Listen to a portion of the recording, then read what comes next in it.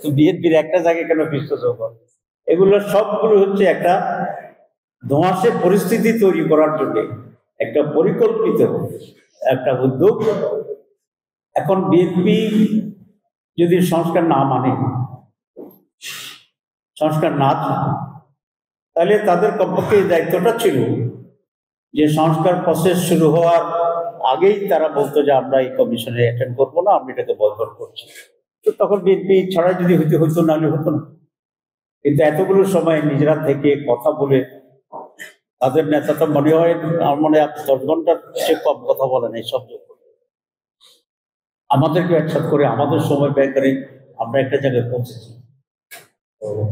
এখন এই কথাটি বলা আমি মনে করি তাদের দায়িত্বহীনতার পরিচয়, নতুন করে দেশে একটি রাজনৈতিক সংকট তৈরি করার অপপ্রয়াস, এবং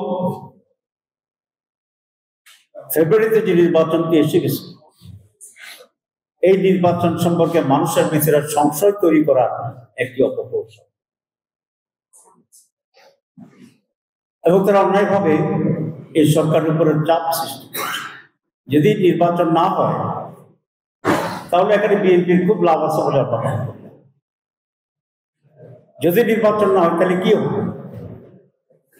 তাহলে যারা ষড়যন্ত্র করছে, যারা ভারতে বসে আছে, যাদের বিরুদ্ধে আমরা রক্ত দিয়ে দেশ থেকে মুক্ত করেছি, তারাই তো আরেকটা সুযোগ পায়।